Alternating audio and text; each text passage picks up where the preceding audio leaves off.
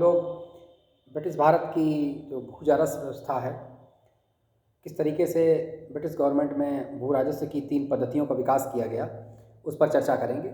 और जिन्हें स्थायी बंदोबस्त, रैयत बाड़ी और महालवाड़ी के नाम से जाना जाता है, जिनसे परीक्षाओं में काफ़ी प्रश्न बनते रहे। तो जो ब्रिटिश भू राजस्व व्यवस्था के लिए अगर हम लोग 3 शब्द मुख्य रूप से देखते हैं, तो नंबर 1 पर शब्द है स्थायी बंदोबस्त। क्या नाम दिया गया था? स्थायी बंदोबस्त शब्द दिया गया था। और नंबर 2 पे शब्द दिया गया था रैयत बाड़ी। कौन शब्द आया था? रैयत बाड़ी व्यवस्था, स्थायी बंदोबस्त, रैयत बाड़ी।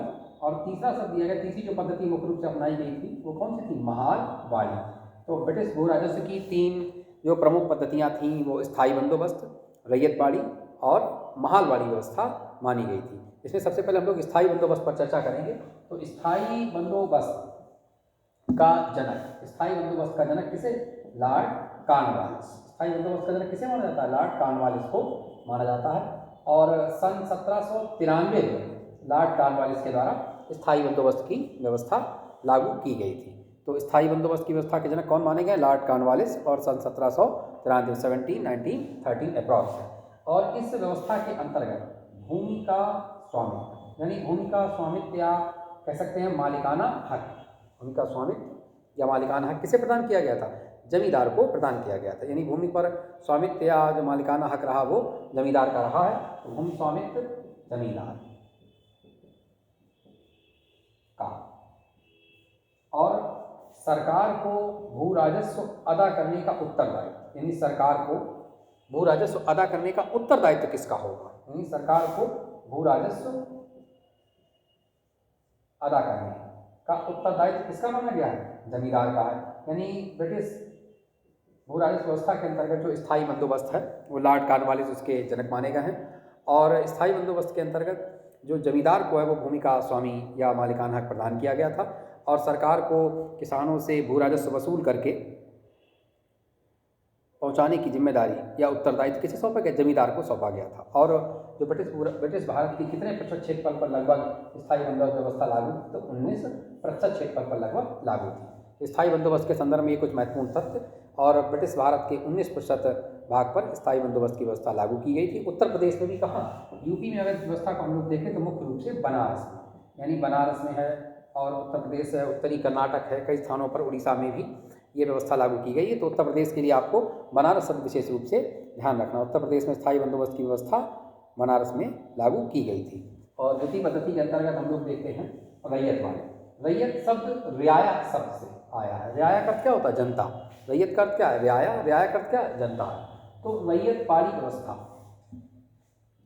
रैयत बाड़ी व्यवस्था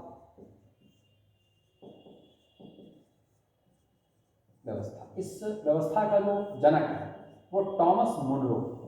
टॉमस मुनरो, 2 लोगों को माना जाता है, टॉमस मुनरो एवं अलेक्जेंडर रीड। टॉमस मुनरो और कौन माने गए हैं? अलेक्जेंडर रीड माने गए हैं। टॉमस मुनरो एवं अलेक्जेंडर रीड को रैयत बाड़ी व्यवस्था का जनक माना जाता है। और नाम से जिसे स्पष्ट है, रैयत बाड़ी अर्थात रियाया। तो इसमें जो भूमि का मालिकाना हक किसे प्रदान किया गया था? कृषक को प्रदान किया गया था। यानी भू स्वामित्व किसके पास? भू स्वामित्व या मालिकाना हक, मालिकाना हक प्रदान किया गया है कृषक को। ये बहुत महत्वपूर्ण शब्द। स्थायी बंदोबस्त व्यवस्था में भूमि का स्वामित्व जो वो जमींदार के पास था, हम लोगों ने जाना। और इसी प्रकार से रैयत बाड़ी व्यवस्था के अंतर्गत जो भूमि का जो स्वामित्व दिया गया है वो किसान को दिया गया है। तो स्पष्ट है कि जब जमींदार भूमि का स्वामी है तो किसान से भू राजस्व वसूल करके सरकार को जमींदार के द्वारा भू राजस्व जमा कराना था, अदा करना था। इसी प्रकार रैयत बाड़ी व्यवस्था के अंतर्गत चूँकि रियाया को भूमि का स्वामित्व, कृषक को भूमि का स्वामी माना गया है, तो कृषक का उत्तरदायित्व था कि वो सीधे सरकार को भू राजस्व अदा करे। इसीलिए व्यवस्था का नाम रैयत बाड़ी व्यवस्था पड़ा था। और ये इस व्यवस्था के अंतर्गत जो कर की दर थी लगभग वो 33% से 55% के मध्य मानी गई है। यानी कर की दर लगभग कितनी थी? 35 to 55%। यानी कर की दर हम लोग देख सकते हैं ब्रिटिश रैयत बाड़ी व्यवस्था के अंतर्गत कर की दर लगभग कितनी है? 33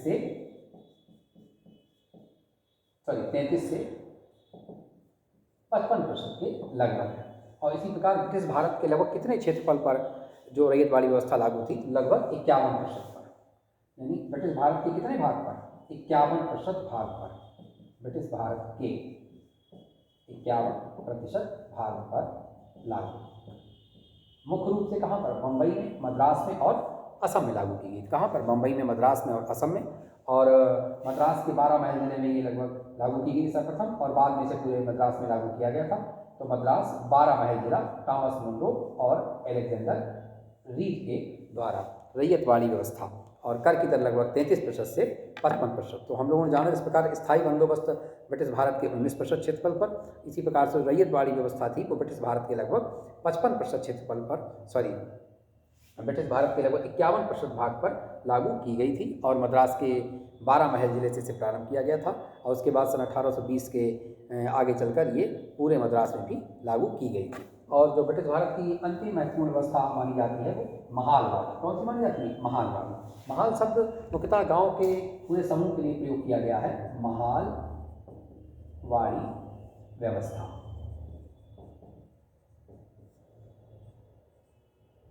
और इस व्यवस्था का यदि हम लोग देखते हैं तो मुख्य रूप से इस व्यवस्था के अंतर्गत जो माने गए हैं वो होल्ड मैकेंजी। कौन माने गए? Hold McKenzie.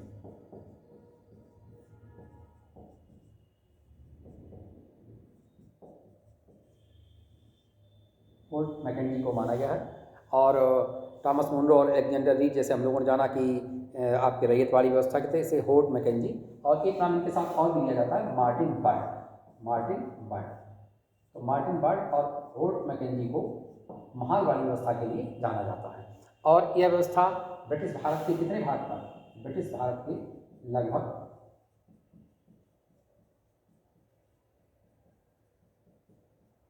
30% भाग पर लागू की गई थी। यानी 19% भाग पर हमारा स्थायी बंदोबस्त, 51% भाग पर हमारी रैयतवाड़ी, और 30% भाग पर लगभग कौन सी व्यवस्था लागू की थी? महालवाड़ी। और महालवाड़ी में जो भूमि का स्वामित्व है, यानी भूमि का स्वामित्व किसे दिया गया था? भू स्वामित्व गांव को दिया गया था। भू स्वामित्व किसे प्रदान किया गया था? गांव को प्रदान किया गया था।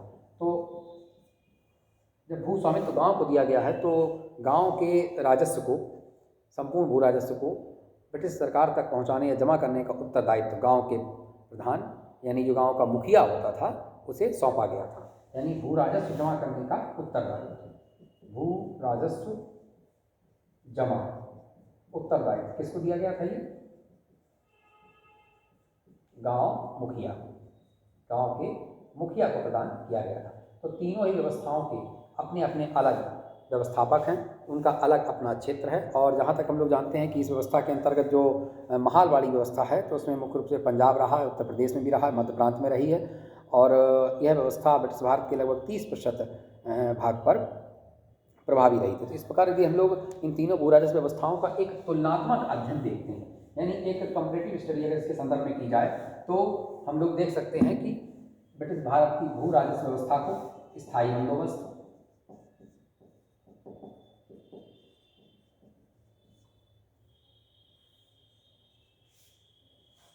रैयतवाड़ी, और तीसरा हम लोग कर सकते हैं इसमें महालवाड़ी। तो स्थायी बंदोबस्त के जनक लॉर्ड कॉर्नवालिस, यहाँ टॉमस मुनरो और अलेक्जेंडर रीड। मुनरो और रीड कौन है? टॉमस मुनरो और अलेक्जेंडर रीड हैं। जबकि महालवाड़ी व्यवस्था के अंतर्गत होल्ड मैकेंजी, होल्ड मैकेंजी नाम लिखा था हम लोगों ने, और मार्टिन बर्ड। होल्ड मैकेंजी पर मार्टिन बर्ड। और स्थायी बंदोबस्त व्यवस्था थी वो ब्रिटिश भारत के 19% क्षेत्रफल पर लागू थी, जबकि रैयतवाड़ी व्यवस्था लगभग 51% क्षेत्रफल पर लागू थी। और इसी प्रकार महालवाड़ी व्यवस्था लगभग 30% क्षेत्रफल पर लागू थी। और यहाँ पर जो स्थायी बंदोबस्त है, तो अगर स्वामित्व की हम लोग बात करते हैं तो ये स्वामित्व किसे दिया गया था? जमींदार को। स्वामित्व किसका है? जमींदार का है। जबकि इस व्यवस्था के अंतर्गत स्वामित्व, रैयतवाड़ी व्यवस्था के अंतर्गत स्वामित्व किसका है? कृषक का है। यानी कृषक को सीधा स्वामित्व प्रदान किया गया था किस व्यवस्था के अंतर्गत? रैयतवाड़ी व्यवस्था के अंतर्गत। और महालवाड़ी व्यवस्था के अंतर्गत जो स्वामित्व है वो गांव को दिया गया। स्वामित्व किसे दिया गया था? गांव को प्रदान किया गया था। और स्थायी बंदोबस्त व्यवस्था के अंतर्गत जो उत्तरदायित्व है, यानी उत्तरदायित्व किसे दिए गए थे? भू राजस्व का उत्तरदायित्व जमींदार को दिया गया था। भू राजस्व का उत्तरदायित्व किसे दिया गया था? जमींदार को दिया गया था। जबकि रैयतवाड़ी व्यवस्था के अंतर्गत कृषक को दिया गया था। रैयतवाड़ी व्यवस्था के अंतर्गत भू राजस्व जमा करने का उत्तरदायित्व किसका था? कृषक का था।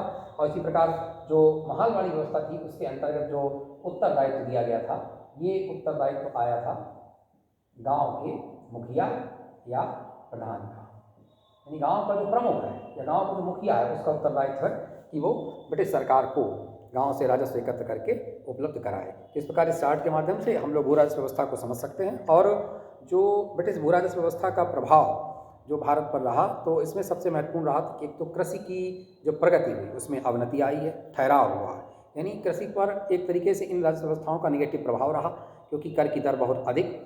और इसी प्रकार जो महालवाड़ी व्यवस्था थी उसमें भी कर की दर लगभग 60% से अधिक तक पहुंची है, जबकि यहाँ कर की दर लगभग 33% से 55%, तो महालवाड़ी व्यवस्था में कर की दर लगभग कितना 60%। लेकिन परीक्षा दृष्टिकोण से सबसे महत्वपूर्ण है कि ब्रिटिश भारत की कौन सी भू राजस्व व्यवस्था सर्वाधिक क्षेत्रफल पर लागू की गई, तो रैयतवाड़ी व्यवस्था, तत्पश्चात महालवाड़ी, और सबसे कम भूभाग पर जो प्रभावी रही वो रही स्थायी बंदोबस्त लॉर्ड कॉर्नवालिस के द्वारा रहा है। और यदि हम लोग अगर प्रभाव देखते हैं तो ब्रिटिश भू राजस्व व्यवस्था का प्रभाव, ये भी एक महत्वपूर्ण है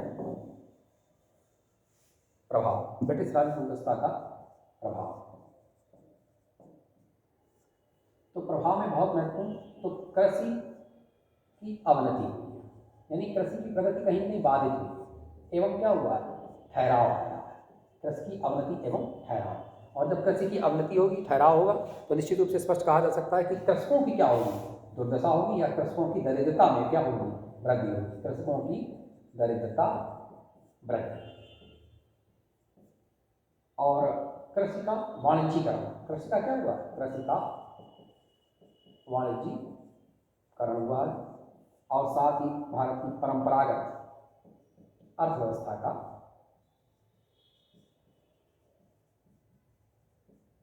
पतन। तो ये ब्रिटिश भारत की भू राजस्व व्यवस्था और उसका तत्कालीन भू राजस्व व्यवस्था का भारतीय अर्थव्यवस्था पर प्रभाव और कॉर्नवालिस, साथ ही अन्य व्यवस्थाओं के जनक।